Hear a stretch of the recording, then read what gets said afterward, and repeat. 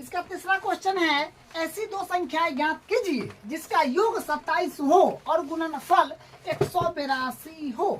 तो ऐसी दो संख्या ज्ञात करना है जिसका योग 27 हो।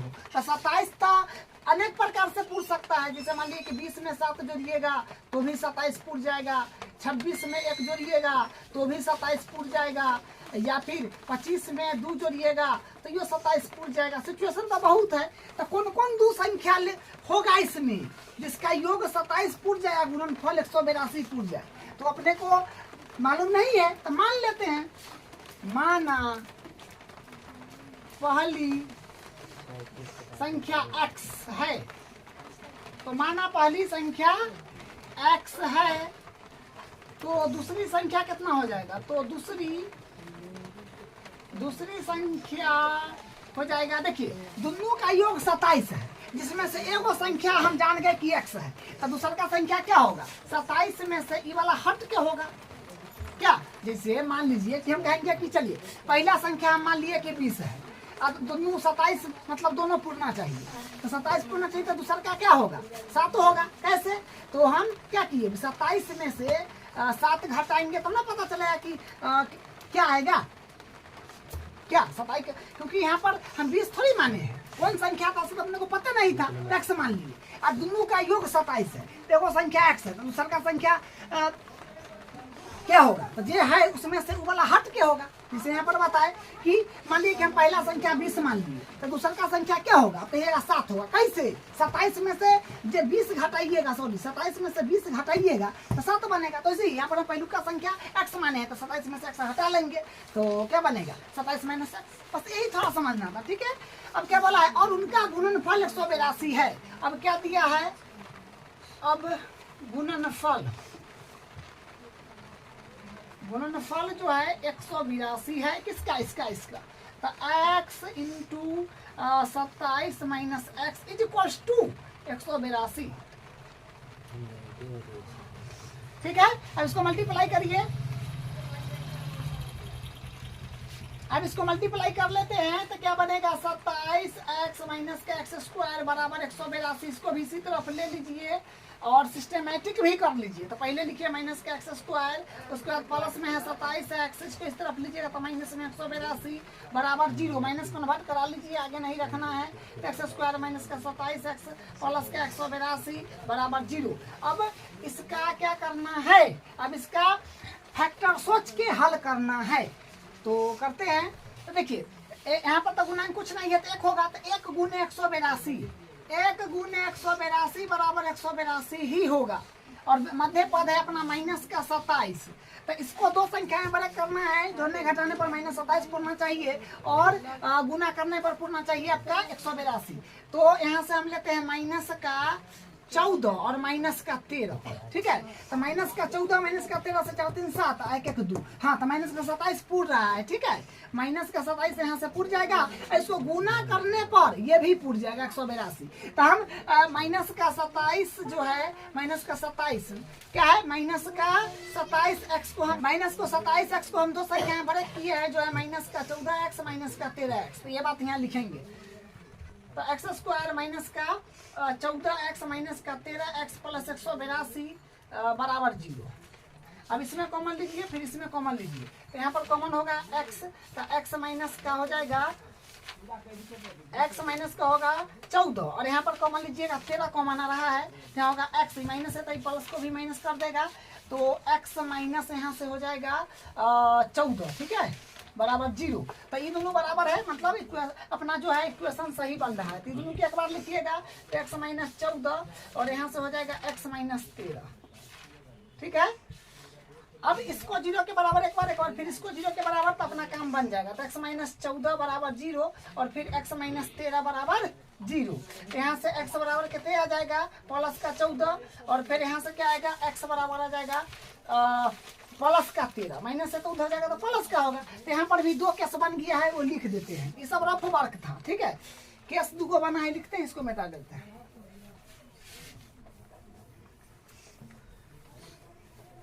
तो 2 केस बना है। केस नंबर फर्स्ट में क्या है देखिए, और केस नंबर सेकेंड में क्या है। देखिए केस नंबर फर्स्ट में x का मान आया है 14, x का मान आया है 14। केस एक में x बराबर 14 और केस 2 में x बराबर 13। तो हम x किसको माने थे? पहली संख्या। तो पहली संख्या 14 हो जाएगा, इसमें 13 हो जाएगा। तो लिखिएगा अतः पहली संख्या जो है 14 है, ठीक है। इसमें फिर क्या हो जाएगा? इसमें 13 हो जाएगा। अतः पहली संख्या 13 है, इसमें 13, इसके हिसाब से 14, इसके हिसाब से 13, ठीक है। अब उसके बाद तो दूसरी संख्या क्या होगा इसके हिसाब से देख लीजिए। तो लिखेंगे तो दूसरी संख्या, तो दूसरी संख्या मतलब 27 माइनस x।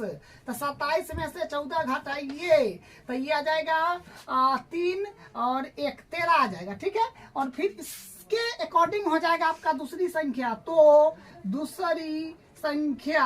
तो दूसरी संख्या मतलब 27 माइनस 13 में से x, 27 माइनस x तो मतलब 27 माइनस 13, तो यहाँ पर आएगा 14। तो इस तरह से इसको हल करना था। क्वेश्चन नंबर 4 है, देखिए क्या कहता है, दो क्रमागत धनात्मक पूर्णांक ज्ञात कीजिए जिनके वर्गों का योग 365 है ही नहीं होगा। वर्गों का योग कितना है? 365 है। क्या ज्ञात करना है? दो क्रमागत धनात्मक पूर्णांक। क्वेश्चन आपको कराए हैं, ठीक है। देखिए पूर्णांक क्या होता है? पूर्णांक आप जानते हैं ये होता है 0 और ये होता है 1 2 3 4। इधर होता है -1 -2 -3। ये हुआ ऋणात्मक पूर्णांक, ये हुआ धनात्मक पूर्णांक। इसको क्या बोलेंगे? ऋणात्मक पूर्णांक। ये होगा धनात्मक पूर्णांक, ठीक है। तो किसकी बात हो रहा है? धनात्मक पूर्णांक का। तो ये वाला सिचुएशन में चलेगी। अब बस उसमें से सिर्फ दो लेना है, ठीक है। दो धनात्मक पूर्णांक बोला है, लेकिन क्रमागत का मतलब क्या होता है? जैसे मान लीजिए कि आप 1 से शुरू करने के बाद ये अनंत तक ना जाएगा, इधर भी अनंत तक जाएगा, लेकिन हम धनात्मक का बात कर रहे हैं। तो दो क्रमागत बोला है। जैसे मान लीजिए कि हम 2 ले लिए, तो 2 के बाद 3 लेना होगा, 2 गो क्योंकि क्रम में है ना। ऐसा नहीं कि 2 लिए के बाद फिर लेंगे 5 7 10, ऐसा नहीं, क्योंकि बीच में अंक छूटना नहीं ना चाहिए। बीच में अंक छूट गया, ठीक है। जैसे मान लीजिए 50 से लीजिएगा तो 50 तक अकाउंट लेना पड़ेगा। और मान लीजिए 105 से लीजिएगा तो 105 से 106 लेना पड़ेगा। जो भी लीजिए, क्योंकि हम लोग जानते थोड़े है जो कौन 2 गो धनात्मक क्रमागत धनात्मक पूर्णांक होगा, हम तो जानते नहीं है। लेकिन ये बात कर रहे हैं कि क्रम में लेना है। क्रम का मतलब ये होता है बीच में संख्या गैप नहीं होना चाहिए। तो कौन 2 संख्या है हम की जानेंगे। तो मान लेंगे पहला धनात्मक पूर्णांक संख्या x, ठीक है, मान लेते हैं। तो ये हल है। यहाँ से माना पहला क्रमागत धनात्मक पूर्णांक x है,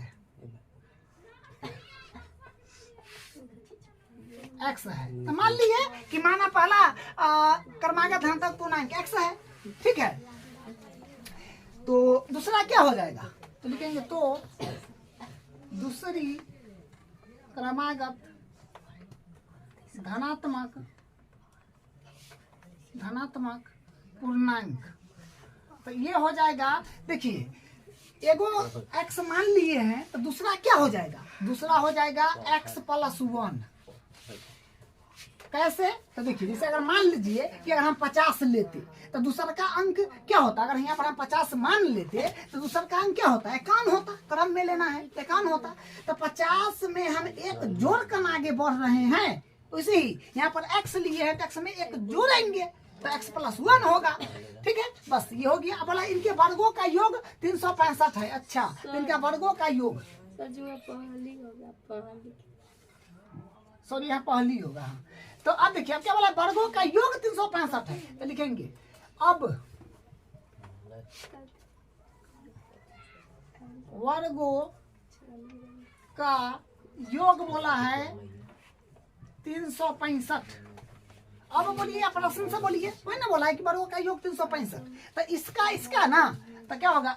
x वर्गों का योग, तो वर्ग मतलब स्क्वायर प्लस योग मतलब प्लस, फिर इसका भी वर्ग x + 1, इसका भी वर्ग का योग मतलब बीच में जोड़ किसके बराबर है? 365। अब इसको तोड़ दीजिए, क्या रहा है, तो यहाँ से आएगा एक्स स्क्वायर है तो एडिटीज, और यहाँ से हो जाएगा ए प्लस बी का होल स्क्वायर। इसको खोलिएगा तो इसका आइडेंटिटी क्या होता है, ए प्लस बी का होल स्क्वायर का आइडेंटिटी होता है A square plus 2ab plus B square. इस पर तोड़ना पड़ेगा, ठीक है।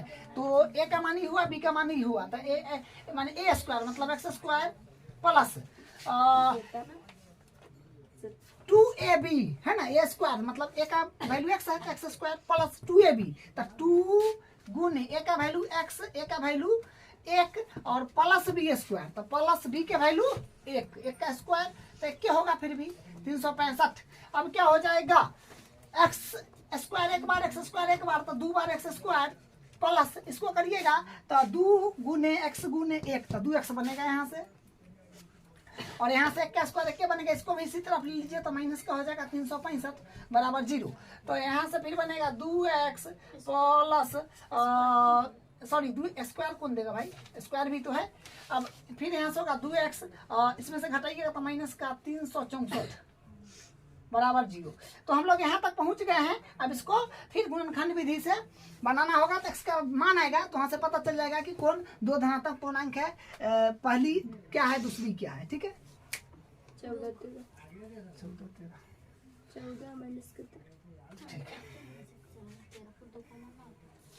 364। अब देखिए तो फिर उसी तरह बनाएंगे, तो इसमें इससे 2 से 2 का मतलब देखिए इसमें वो काम और कर सकते हैं, आप 2 कॉमन ले सकते हैं, क्योंकि 2 कॉमन लीजिएगा तो इक्वेशन और छोटा हो जाएगा, ठीक है। जितना सिंपलिस्ट हो सके ले लीजिएगा तो अच्छा रहता है, गलती होने की संभावना कम रहेगा, छोटा छोटा अंक रहेगा तो ऐसे भी बनाइएगा कोई दिक्कत नहीं होगा, लेकिन कॉमन ले लेना अच्छा रहता है। तो 2 अगर कॉमन लीजिएगा तो यहाँ बनेगा एक्स स्क्वायर प्लस का ये एक्स स्क्वायर है, ठीक है, एक्स स्क्वायर प्लस 2 कॉमन में गया तो एक्स माइनस, इसमें से 2 कॉमन लेने के बाद बचेगा 2 कहीं 2 2 8 16 और 2 182 आ रहा है बराबर 0। तो ये तो 0 में चल जाएगा, तो क्या बनेगा यहाँ से एक्स स्क्वायर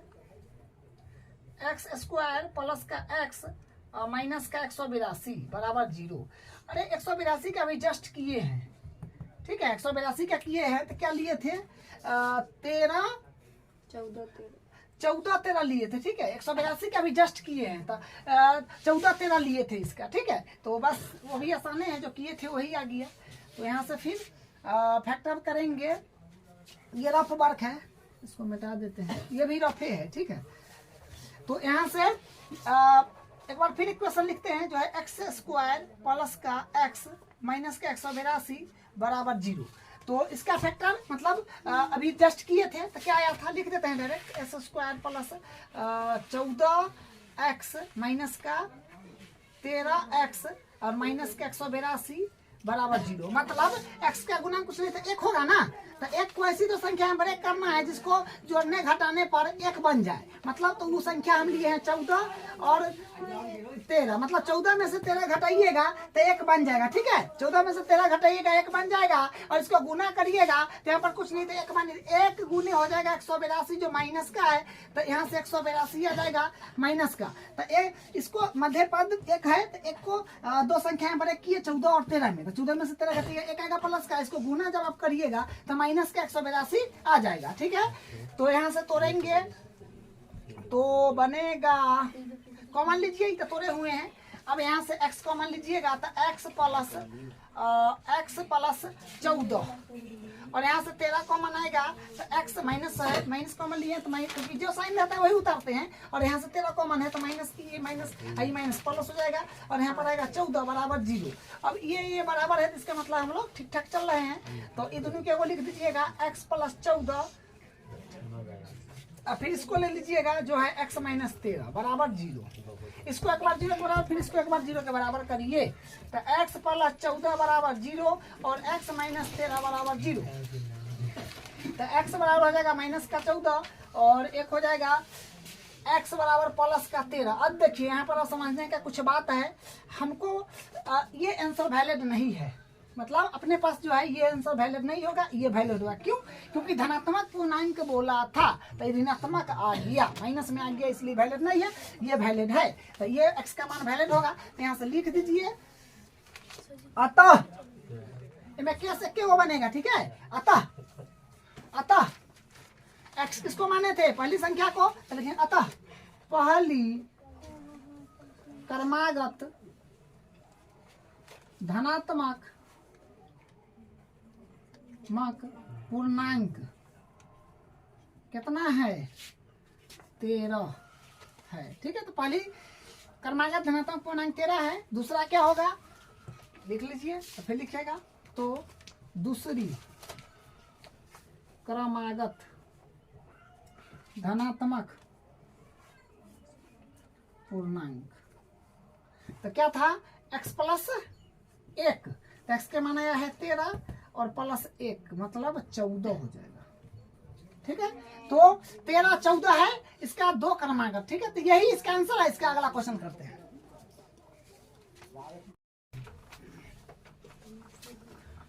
पांचवा क्वेश्चन है, एक समकोण त्रिभुज की ऊंचाई इसके आधार से 7 सेमी कम है, कम होगा। ठीक है, 7 सेमी कम है यदि कर्ण 13 सेमी का हो तो अन्य 2 भुजाएं ज्ञात कीजिए। एक समकोण त्रिभुज का डायग्राम पहले बना लीजिए। ये कुछ इस प्रकार का है। देखिए, क्वेश्चन को फिर से पढ़ते हैं, उसके अकॉर्डिंग यहाँ पर हम कनेक्ट करेंगे। एक समकोण त्रिभुज की ऊंचाई, देखिए ये तो समकोण हो गया आपका, और ये आपका कर्ण हो गया, 90 के सामने वाला कौन होता है, और ये लंब हो गया। ऊंचाई या लंब उसी को बोलते हैं। ठीक है, ये लंब है और ये आपका आधार है। ठीक है, क्या बोला है, एक समकोण त्रिभुज की ऊंचाई, ऊंचाई मतलब ये वाला, ये लंब और ऊंचाई वही हुआ, इसके आधार से 7 सेमी कम है। अच्छा, आधार से जो है ना, इसका ऊंचाई जो है आधार से 7 सेमी कम है, तो आधार मालूम रहेगा तब नहीं में 7 कम करेंगे तो ये लंब आ जाएगा। कराए कि आधार से 7 सेमी कम है कौन, ऊंचाई माने लंब, तो आधार मालूम नहीं है, तो मान लीजिए कि ये है x। ठीक है, तो x है, x सेमी, क्योंकि सेमी में चल रहा है, क्योंकि देखिए ना 7 को सेमी में दिया है, तो x मान लीजिए। तो क्या बोला है, ऊंचाई इसके आधार से 7 सेमी कम है। ऊंचाई जो है एक आधार से 7 सेमी कम है, तो आधार हम मान लिए x, तो ऊंचाई क्या हो जाएगा, x माइनस 7, कम है तो मतलब 7 कम कर दिए, मैंने घटा दिए। ठीक है, तो इतना सेमी हो जाएगा। तो लंब क्या हो जाएगा, या ऊंचाई x माइनस 7, और आपका आधार क्या है, x मान लिए हैं। ठीक है, और कर्ण दिया है 13 सेमी है, मतलब कर्ण है आपका 13 सेमी, कर्ण है 13 सेमी, तो ये लिख दिए। ठीक है, तो ये क्वेश्चन में क्या बोला गया था, एक बार फिर से रिकैप कर देते हैं। बोला था एक समकोण त्रिभुज की ऊंचाई इसके आधार से 7 सेमी कम है, मतलब एक ऊंचाई जो है आधार से 7 सेमी कम है, तो ऊंचाई आधार से 7 सेमी कम है, तो आधार मालूम नहीं था, x मान लिए, इनमें 7 कम कर दिया, ऊंचाई आ गया, कर्ण दिल ही था। तो जब भी समकोण त्रिभुज का बात चले तब पाइथागोरस प्रमेय डायरेक्ट लगा दीजिएगा बिना सोचे समझे। तो यहाँ से लिखेंगे पाइथागोरस प्रमेय से, पाइथागोरस प्रमेय से, तो पाइथागोरस प्रमेय से हम लोग काम करेंगे। तो पाइथागोरस प्रमेय क्या होता है, ये होता है कर्ण का स्क्वायर बराबर लंब स्क्वायर प्लस आधार स्क्वायर। तो कर्ण का स्क्वायर बराबर लंब स्क्वायर प्लस आधार स्क्वायर, तो कर्ण अपने पास कितना है, 13 है, तो 13 बराबर 13 का स्क्वायर बराबर लंब, लंब अपने पास है x माइनस 7 का स्क्वायर बराबर आधार अपने पास है x, तो x हो जाएगा 13 का स्क्वायर होता है 169, 13 का स्क्वायर हो जाएगा 169 बराबर, और इसको प्लस b को होल स्क्वायर से खोलिएगा तो हो जाएगा x स्क्वायर माइनस का 2ab, तो 2 गुने a का मान x गुने b का मान 7 और प्लस b स्क्वायर मतलब 7 के स्क्वायर और प्लस x। तो यहाँ से फिर क्या बनेगा, 169 बराबर एक्स स्क्वायर माइनस का 7 दूनी 14x प्लस का 49 और ये है आपका प्लस का x। ठीक है, तो प्लस का x हो जाएगा, सॉरी यहाँ पर इसका आधार है ना, तो स्क्वायर होगा, स्क्वायर। ठीक है, तो ये स्क्वायर हो गया। तो अब यहाँ से क्या हो जाएगा, यहाँ से हो जाएगा, देखिए इसको भी बराबर किसी तरफ ले लीजिएगा तो हो जाएगा एक्स स्क्वायर, एक बार यहाँ, तो 2 बार एक्स स्क्वायर हो जाएगा। उसके बाद माइनस में 14x और ये बराबर इसी तरफ इसको भी ले लेंगे, तो प्लस में है तो इधर आएगा तो माइनस में हो जाएगा 169 और बराबर में 0 इधर कर लिख दीजिए। ठीक है, तो यहाँ से फिर होगा 2x² माइनस का 14 है तो 14x और प्लस में 49 और माइनस में 69 घटा दीजिए, तो माइनस में 69 है और 49, तो आ जाएगा 0 2 120। ठीक है, माइनस का क्योंकि ज्यादांक माइनस में है तो 120 बराबर 0। और इसमें से 2 कॉमन ले लीजिए, ज्यादा ठीक रहेगा क्योंकि जितना सिंपलिस्ट हो सके करते जाइए। ठीक है, तो 2 कॉमन लीजिएगा तो x² माइनस का 2 7 14x माइनस का 60 बराबर 0। ये 0 में चला जाएगा तो अपने पास क्या बचेगा, x² माइनस का 7x माइनस का 60 बराबर 0। अब इसको फैक्टराइज करना है, बस यहाँ से आपका आंसर मिल जाएगा। अब इसको करते हैं फिर उसी प्रकार। तो देखिए यहाँ पर कुछ नहीं तो 1 होगा ना, तो 1 गुने माइनस का 60, 1 गुने माइनस का 60 तो आएगा माइनस का 60, 1 गुने माइनस का 60 यानी 60 माइनस का मध्य पद है माइनस का 7। तो इसको ऐसी तो संख्या ब्रेक कीजिए, इसको जोड़ने घटाने पर आपको माइनस का 7 मिल जाए और उसको गुना करने पर आपको मिल जाए कितना, तो 60 मिल जाए। तो ये लीजिए 12 माइनस का 12 और प्लस का लीजिए 5, तो 12 में से 5 गया तो 7 और गुना करिएगा तो 12 पंचे 60 एगो माइनस है तो माइनस में आ जाएगा। ठीक है, तो इसको हम माइनस के 7 को किस में ब्रेक किए हैं, माइनस का 12x प्लस का 5x में। ठीक है, तो करते हैं यहाँ से, तो हो जाएगा x² माइनस 12x माइनस का प्लस का 5x। ठीक है, अब माइनस 60 है तो 60 है डी, कॉमन इसमें ले लीजिए फिर इसमें ले लीजिए, तो क्या आएगा, x कॉमन यहाँ लीजिएगा तो x माइनस का आएगा 12 प्लस यहाँ पर 5 कॉमन लीजिएगा x माइनस का 12 बराबर 0। तो अब यहाँ से कर देते हैं, ये और ये क्या है, बराबर है, मतलब अपना जो हल है वो सही है, तो इसको एगो लिखिएगा तो क्या होगा x माइनस 12 दोनों के एगो क्या है फिर x प्लस 5 और बराबर 0। तो इसको एक बार 0 के बराबर फिर इसको एक बार 0 के बराबर करिएगा तो x माइनस 12 बराबर 0, एक बार x प्लस 5 बराबर 0। तो यानी यहाँ से आएगा x बराबर माइनस का है 12 उधर जाएगा प्लस का हो जाएगा 12, तो x बराबर एगो आ गया 12 और एक फिर यहाँ से आ जाएगा x बराबर आ जाएगा माइनस का 5, माइनस में है तो प्लस में जाएगा तो माइनस में ना हो जाएगा, तो ये वैलिड नहीं होगा। x किसको माने थे, आधार को, तो ये बात लिख दीजिए आप कि माना आधार x है। ठीक है, तो ये बात लिख भी दिए कि माना आधार x है। तो देखिए x मतलब x किसको माने थे, आधार को, तो आधार का भी माइनस में थोड़ी हो सकता, त्रिभुज का कोई भी भुजा माइनस में कभी नहीं हो सकता है।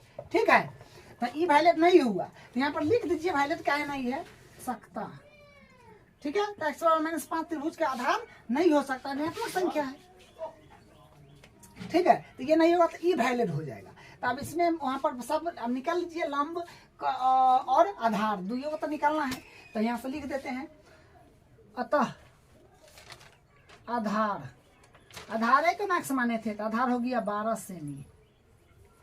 ठीक है, और कर्ण लंब ना, लंब चाहे ऊंचाई वही बात है, लंब हो जाएगा क्या माने थे x माइनस 7, तो x का माना है 12, 12 माइनस 7 यानी 5। ठीक है, तो एगो हो गया 5 सेमी, एगो हो गया 12 सेमी, यही एगो हो गया 12 सेमी और एगो हो गया 5 सेमी, मैंने आधार 12 सेमी लंब 5 सेमी, यही इसका आंसर है। अब इसका अगला क्वेश्चन देखिए, क्वेश्चन नंबर 6 जो लास्ट है। देखिए क्या कहता है, एक कुटीर उद्योग एक दिन में कुछ बर्तन का निर्माण करता है। एक विशेष दिन यह देखा गया कि प्रत्येक नग की निर्माण लागत रुपयों में उस दिन के निर्माण किए गए बर्तनों की संख्या के दुगुने से 3 अधिक थी। यदि उस दिन की कुल निर्माण लागत 90 रुपया थी तो निर्मित बर्तन की संख्या और प्रत्येक नग की लागत ज्ञात कीजिए। देखिए क्वेश्चन क्या है कि क्वेश्चन में कह रहा है कि एक कुटीर उद्योग है, वो एक दिन में कुछ बर्तन का निर्माण करता है। अब कितना बर्तन बनाता है वो मालूम नहीं, कुछ बोला है 10 गो 20 गो 50 गो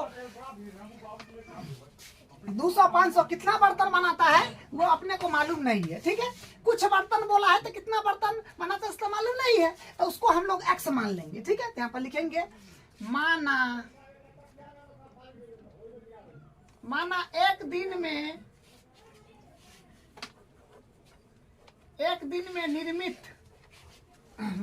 दिन में निर्मित बर्तनों की संख्या बराबर x है। या x है, ठीक है। तो हम मान लिया कि माना एक दिन में निर्मित बर्तनों की संख्या x है, क्योंकि बोला था कि एक कुटीर उद्योग एक दिन में कुछ बर्तन निर्माण करता है। कितना, कुछ 10 गो, 50 गो, 20 गो, 500, 1000, कुछ तब नहीं मालूम था, तो उसको मान लिया कि माना एक दिन में निर्मित बर्तनों की संख्या x है, ठीक है। अब क्या आगे कहता है, एक विशेष दिन यह देखा गया कि प्रत्येक नग का निर्माण लागत, मतलब किसी दिन देख लिया, छुट्टी में था वो, देख लिया फैक्ट्री में जाकर के कि प्रत्येक नग की निर्माण लागत उस दिन निर्माण किए गए, उस दिन मतलब जो ये माने हैं, उस दिन निर्माण किए गए बर्तनों की संख्या के दुगुना से 3 अधिक थी।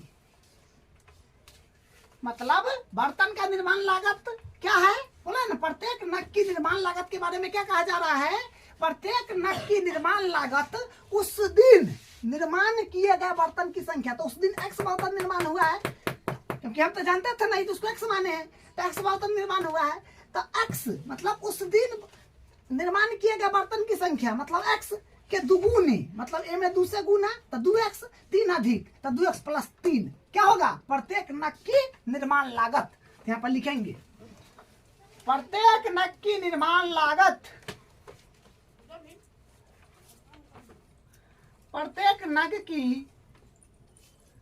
निर्माण लागत, प्रत्येक नग की निर्माण लागत उस दिन निर्माण है ना लिखल, प्रत्येक नग की निर्माण लागत उस दिन निर्माण किए गए, उस दिन x निर्माण हुआ है, x बर्तन, तो उस दिन निर्माण किए गए बर्तन की संख्या जो कि x है के दुगुना, तो में 2 से गुना तो 2x से 3 अधिक, मतलब इनमें 3 जोड़िएगा, थी, बस यही है। प्रत्येक नग की निर्माण लागत क्या होगी, 2x प्लस 3। अब क्या बोला है आगे, उस दिन की कुल निर्माण लागत, अच्छा उस दिन का कुल निर्माण लागत कितना है, 90, तो निर्माण लागत फिर दे दिया है, निर्माण लागत जो है 90 रुपया, ठीक है।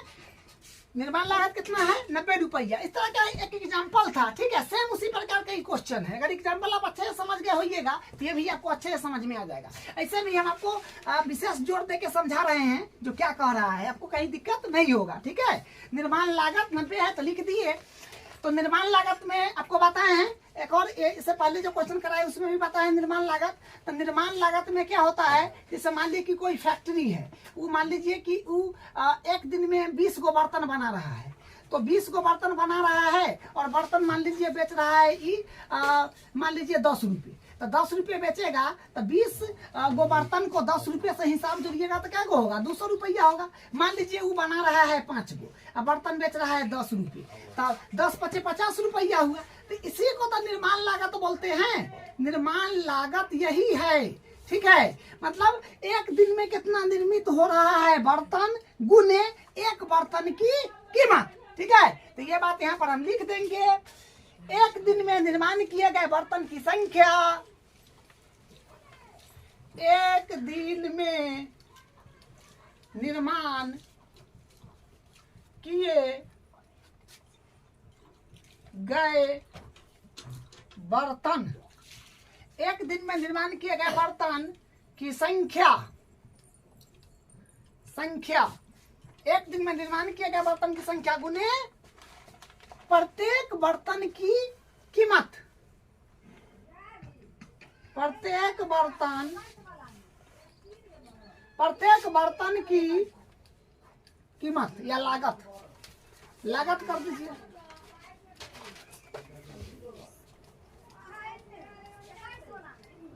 तो प्रत्येक बर्तन की लागत, ठीक है। तो निर्माण लागत क्या होता है, एक दिन में निर्मित किए गए बर्तन की संख्या गुने प्रत्येक बर्तन की कीमत। तो एक दिन में कितना निर्माण करता है से, या कैसे बेच रहा है से, तो उसको मल्टीप्लाई करिएगा तो निर्माण लागत आ जाएगा, ठीक है। तो यहाँ से एक दिन में निर्माण किए गए बर्तन की संख्या अपने पास x है, तो यहाँ पर x हो जाएगा गुने, और प्रत्येक बर्तन की लागत क्या है, प्रत्येक नग की लागत या बर्तन की लागत यही है जो है 2x प्लस का 3, ठीक है। ये किसके बराबर है, इसमें क्या रुपया लग रहा है, 90 रुपया, तो बराबर 90। अब इसको कैलकुलेट कर लीजिए, तो 2 में x से करिएगा तो 2x स्क्वायर प्लस 3x, इसको बराबर के इधर ले आइए तो 90 बराबर 0।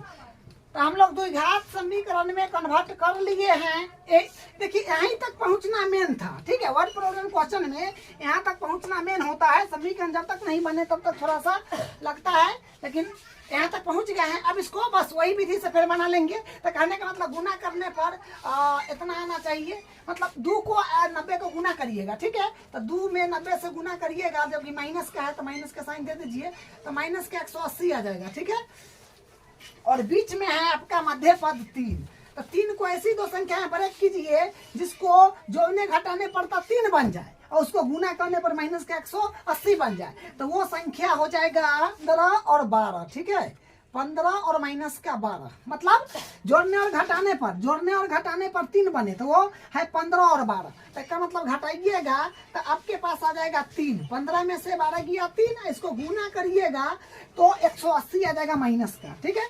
तो हम 3x को किस संख्या में ब्रेक किए हैं? 15 प्लस का 15x माइनस का 12x में, ठीक है। तो यहाँ से करते हैं तो क्या हो जाएगा? 2x स्क्वायर प्लस का 15x माइनस का 12x और माइनस में 90 है तो 90 बराबर 0।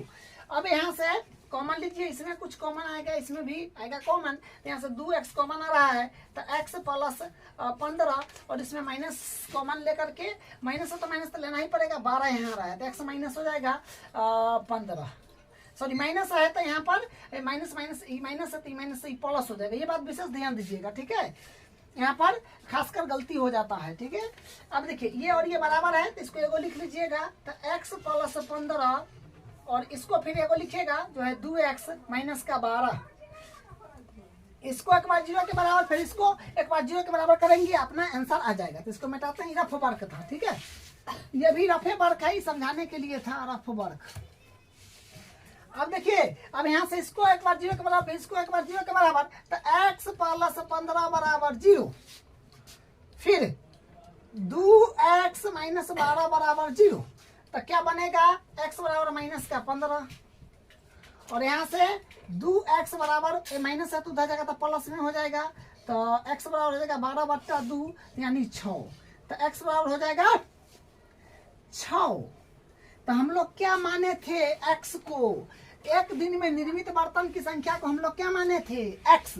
तो बताइए माइनस को x के माने को आया है माइनस का 15, x का माने क्या है? x का माने क्या है? माइनस का 15, एक आया है x का मान 6। तो ये तो वैलिड नहीं होगा। क्यों वैलिड नहीं होगा? अब बताइए, या तो वो बर्तन नहीं बनाएगा या बनाएगा तो 10 को 20 को बनाएगा। माइनस में कहीं बर्तन बनेगा, या तो ना बनाएगा या बनाएगा तो 10 को 20 को जे बनाए, लेकिन माइनस में कहीं बर्तन बनता है? नहीं बनता है। तो ये गलत हो गया। लिखेंगे बर्तन, निर्मित बर्तन की संख्या ऋणात्मक नहीं हो सकती है। लिख दीजिएगा निर्मित बर्तन की संख्या ऋणात्मक नहीं हो सकता है। तो निर्मित बर्तन की संख्या ऋणात्मक नहीं हो सकता है, इसलिए वैलिड नहीं है। ई वैलिड होगा तो निर्मित बर्तन की संख्या क्या हो जाएगा? x हो जाएगा। तो यहाँ पर लिखिए, अतः निर्मित बर्तन की संख्या 6 है और 6 है, ठीक है। संख्या बराबर 6 है। उसके बाद प्रत्येक नग की निर्माण लागत भी निकाल लीजिए। अब लिखिए, अतः प्रत्येक नग की निर्माण लागत, तो प्रत्येक नग की निर्माण लागत क्या है? ये है अपने पास 2x माइनस का 3, तो 2 गुने x के मान आया था 6, तो 6 माइनस का 3, 6 दूनी 12 माइनस का 3 यानी आ जाएगा 6 दूनी 12 माइनस का 3, तो यानी आ जाएगा 9 आ जाएगा, ठीक है। 9 3 12 9। तो मतलब प्रत्येक बर्तन की निर्माण लागत 9 रुपया है और निर्मित बर्तन जो है आपका 6 गो है। उस दिन 6 गो बर्तन निर्मित हुआ था और लागत उसका है 9 रुपया, ठीक है। तो यही इसका आंसर है और अपना प्रश्नावली कंप्लीट हो गया है। अगले क्लास में नए प्रश्नावली स्टार्ट करेंगे, वो भी काफी इंपॉर्टेंट प्रश्नावली है, ठीक है।